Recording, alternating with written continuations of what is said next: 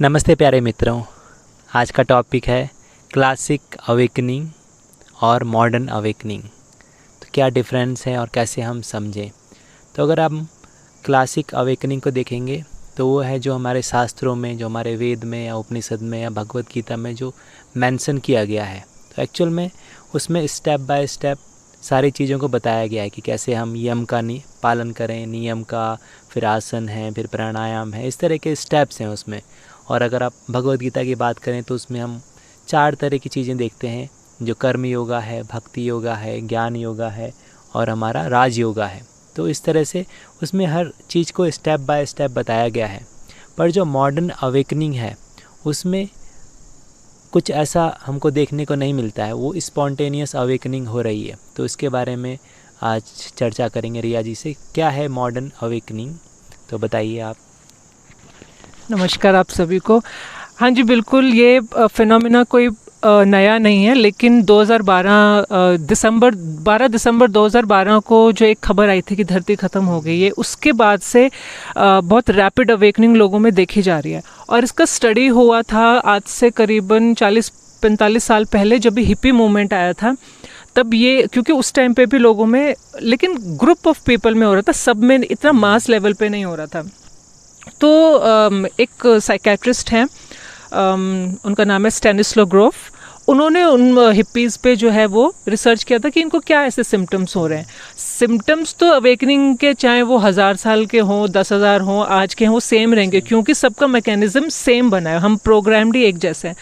तो वो स्टडी उनकी इतने साल पहले की रखी थी। अब लकीली बोलिए या अब डिवाइनली प्रोग्राम था, जब मेरी अवेकनिंग स्टार्ट हुई तो मुझे कंजर्वेटिव कन्वेंशनल अप्रोच जो हमारा सेटअप है इंडिया में, वहाँ मुझे आंसर नहीं मिल रहे थे।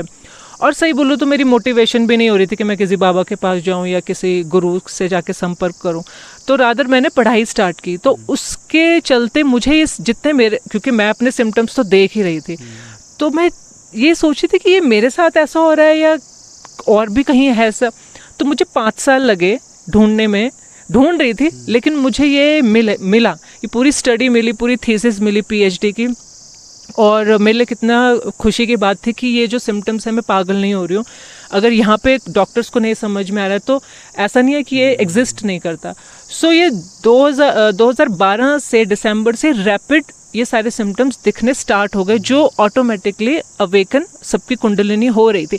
अब यहाँ पे हमने इस टॉक का topic classic awakening, kundalini awakening versus modern क्यों रखा है, क्योंकि इसके सिम्टम्स बहुत डिफरेंट आ रहे हैं। और ये नियर डेथ एक्सपीरियंस से भी अवेकन हो जाएगी। At the time of delivering a baby, बच्चे को जन्म देते हुए माँ की अवेकन हो सकती है कुंडलिनी, या आपका कोई बहुत पेन हुआ है या आप एक्सीडेंट से गुजरे हैं तब भी ये अवेकन हो सकते हैं। मतलब इट रिक्वायर्स इमेंस एक एक्सीडेंटल पेन चाहिए इसके लिए, इसको अवेकन करने के लिए, या किसी की स्मूथ भी हो जाती है। तो लेकिन वो स्मूथ भी अगर बोलें, जैसे मेरी बहुत स्मूथ हुई, लेकिन वो स्मूथ फेज को भी मैं क्या बोलूँगी कि मैं डिप्रेशन में तो थी, मुझे नहीं समझ में आ रहा था। तो उस ग्रेजुअली क्या हुआ कि मैं अपना केस भी बनी और मैंने इसको एक्सपीरियंस भी किया, मैंने अपने को स्टडी भी किया और एक्सपीरियंस भी किया। सो इसमें क्या होता है कि ये डिप्रेशन से स्टार्ट होता है, क्योंकि आप ना कटते हैं ये 3D वर्ल्ड की रियलिटी से, जो आपका रोज़मर्रा की सालों से जो ज़िंदगी चली आ रही है ना, आप उससे डिस्कनेक्ट होना स्टार्ट होते हैं। तो डिप्रेशन में क्या होगा कि आपको जो डेली लाइफ की चीज़ें कर रहे हैं उसमें मन नहीं लगेगा। फिर एक और एपिसोड है जिसको बोलते हैं डिसोसिएटिव। वो डिसोसिएशन ऐसा होगा कि मेरे साथ तो ऐसा होता था कि मैं अपने को ऐसे थप्पड़ मारती थी, चूटी काटती थी, मुझे रियल नहीं लगता था, कुछ ऐसा था ड्रीम स्टेट चल रही है। तो बहुत सफोकेटिंग होता था कि क्या हो रहा है ये, मुझे पता है मैं बोल रही हूँ, लेकिन मैं उसको अंदर फील नहीं कर पाती थी। हालांकि ये सिम्टम लेके अगर मैं डॉक्टर के पास जाती तो वो डिसोसिएटिव सिंड्रोम, ये डिसऑर्डर मेरे को बना देते और फिर दवाइयाँ चलती। लेकिन हुआ क्या कि टाइम के साथ मैंने इसका जीना सीखा। ये अभी भी गया नहीं है और ये जाएगा भी नहीं, क्योंकि अवेकनिंग का मकसद ही तो ये है कि आप मैट्रिक्स से निकलें। अब क्या होता है कि जो क्लासिकल अवेकनिंग जो हमारी पुराने टाइम पे दी गई है, अब अवेकनिंग के 2 मकसद क्या आते हैं जो हमारे शास्त्रों में लिखा गया है, बताया गया। वो ये है कि जब एक इंसान की आत्मा की जर्नी ख़त्म हो रही होती है, पूर्ण हो रही होती है, तब अब एक कुंडलिनी जागृत होती है कि चलो अब हमें छोड़ना है। लेकिन ये वाला जो मॉडर्न अवेकनिंग है वो ऐसे नहीं है। हम इसको इस तरीके से समझ सकते हैं कि एक ट्रेन दिल्ली टू अहमदाबाद जाएगी, अहमदाबाद जाके वो रुक जाएगी, लेकिन दिल्ली टू अहमदाबाद में कितने स्टेशन पड़ेंगे, जिसको उतरना है वो जयपुर भी उतर सकता है, राइट। तो क्लासिक अवेकनिंग हो गया कि एक पॉइंट से बी आपका एंड। लेकिन ये वाली जो है ये बीच के स्टेशंस पे आपका जितना क्योंकि इस धरती पे हम आए हैं कोई एक मकसद लेके। अगर आप 10th क्लास में आपके कंपार्टमेंट आई तो आप कंपार्टमेंट का रिजल्ट यहाँ पे एग्जाम देने आए हैं, क्योंकि ये प्लैनेट अर्थ आपको प्रोवाइड कर रही है वो असिस्टेंस। तो आपने वो एग्जाम दिया, निकल गए, बट दैट डजंट मीन कि आपकी 12वीं भी हो गई, नहीं हुई ना। तो हम इसको इस तरीके से समझ सकते हैं कि क्लासिक अवेकनिंग जो है, कुंडलिनी अवेकनिंग, और जो मॉडर्न है उसमें डिफरेंस है। और ये समझा जाए क्योंकि अभी इतने केसेस आ रहे हैं कि अगर ये हैंडल नहीं होते सही से तो ये स्पिरिचुअल इमरजेंसी में कन्वर्ट हो जाते हैं। इस सब्जेक्ट पे हम एक वीडियो भी बनाएंगे और ये पूरा फुल फ्लैजेड 50 साल पहले की ये रिसर्च है। और आप इस टर्म को भी अगर डालेंगे स्पिरिचुअल इमरजेंसी, इसमें इनिशियली तो 10 पैरामीटर थे, अभी 8 पैरामीटर हैं। और ये खुद मैंने भी स्केल जो है वो यूज़ किया था अपने मास्टर्स में। तो मैंने 100 का सैंपल लिया था, तो लोगों में देखे कि तो उसमें आ रहे थे कि इवन स्पिरिट पोजेशन भी एक सिम्टम है अवेकनिंग का।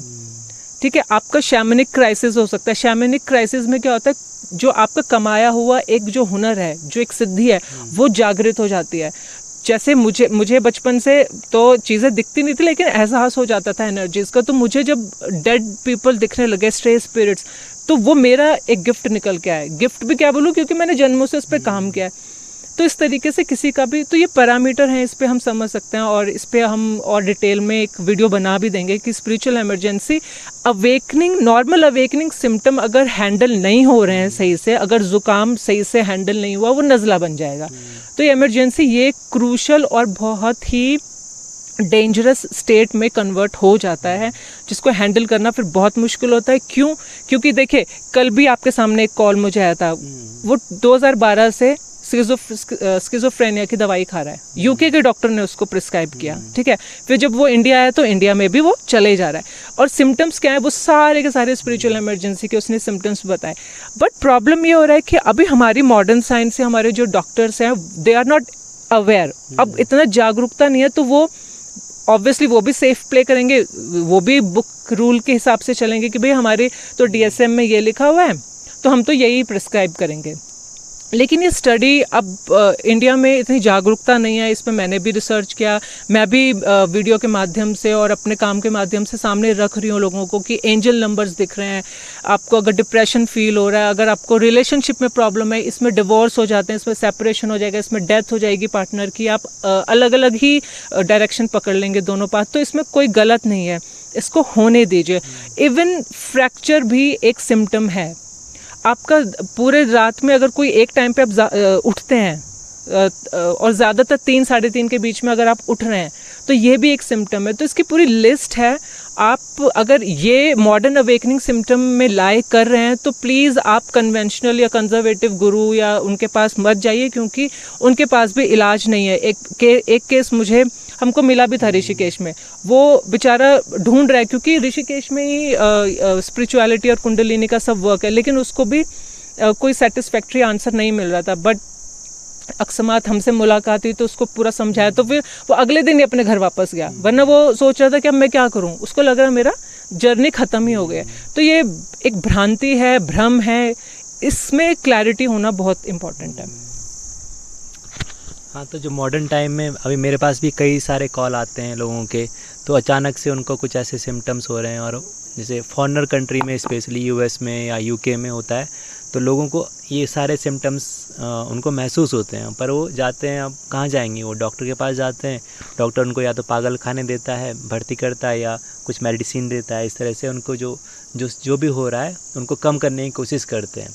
पर पूरी दुनिया में हर कंट्री में ये सारी अवेकनिंग हो रही है लोगों को, और लोगों को पता नहीं है। किसी ने कोई बुक नहीं पढ़ी है, कोई शास्त्र नहीं पढ़े हैं, कोई योगा नहीं किया है, कुछ नहीं किया है, थोड़ा सा प्रैक्टिस या कर लिया, या थोड़ा सा मेडिटेशन कर लिया, थोड़ा सा ऐसा कुछ कर लिया, उससे तुरंत वो अवेकनिंग हो रही है रिलेशनशिप के माध्यम से, जैसे रिया जी ने बताया। तो ये सारे अलग अलग तरह से हो रहा है।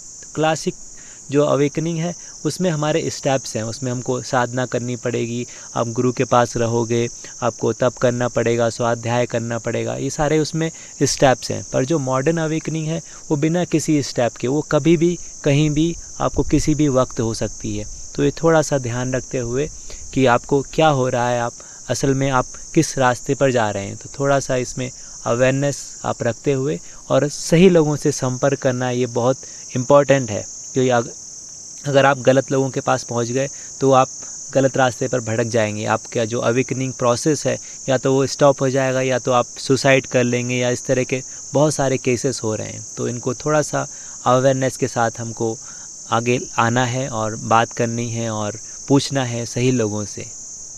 अगर आप और कुछ बोलना चाहते हैं आप? बस मैं यही बोलना चाहूँगी कि जो क्लासिक कुंडलिनी अवेकनिंग है वो हमारी जन्मों की साधना है, और ये जो हमारी मॉडर्न है वो इंस्टेंट है। और इसमें एक कॉज ये भी हो सकता है कि अब देखिए जो हम जन्मों से करे आ रहे हैं वो कभी तो एक्चुअलाइज होगा।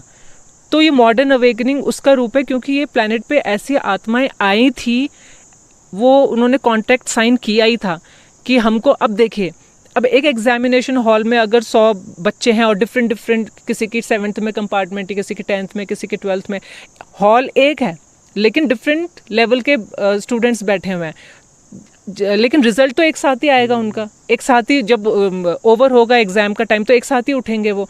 तो यही हो रहा है कि मास अवेकनिंग, अब एक जिनका टाइम आ गया वो क्लस्टर में एक साथ उठ रहे हैं। तो ऐसे बहुत लोग होंगे, और मेरे पास बहुत लोगों की ऐसे शिकायत भी आती है कि पेरेंट्स जो हैं, फैमिली है, सपोर्ट नहीं करते, उनको पागल बोलते। तो प्लीज़ इस फिनोमेना को समझिए, सपोर्ट कीजिए। नहीं सपोर्ट करना है तो एटलीस्ट उनको डिस्करेज मत कीजिए, क्योंकि ये बहुत मुश्किल जर्नी है और लोग नहीं संभाल पाते हैं। और अगर राइट गाइडेंस नहीं है तो वो इंसान सोचता है मैं करूं क्या।